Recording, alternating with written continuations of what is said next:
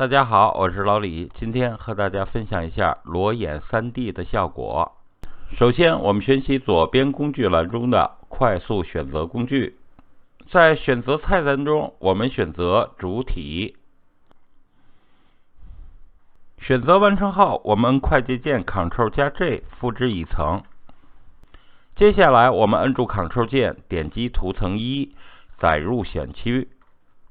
我们点击选择菜单，在选择菜单中选择修改，在修改中我们选择扩展。我们把扩展量输为10，然后按下确定。我们再次点回到背景图层，我们选择菜单栏中的编辑，编辑中的填充。在内容中，我们选择内容识别，确定。我们按快捷键 Ctrl+D 取消选择。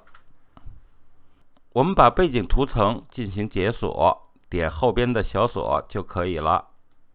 然后我们通过快捷键 Ctrl+T 选择这个图层。接下来我们在画面中点击鼠标右键，在菜单中我们选择透视。我们拖动画面的右上角向左进行移动。接下来我们再次点击鼠标右键，选择自由变换，然后从上面向下进行拖动。然后我们按下回车确定。我们双击这个图层调出混合选项。在选项中我们选择描边，颜色我们选择白色，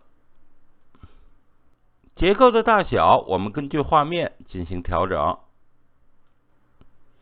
确定。接下来我们新建一个图层，将这个图层拉到最下面。我们选择左边菜单栏中的渐变工具，选择一个我们想要渐变的颜色，然后选择镜像渐变。我们点开它，选择我们所要的颜色，确定。选择镜像渐变。然后我们按住鼠标左键进行拖动，这样效果就完成了。好，我是老李，非常感谢大家收看，我们下次见。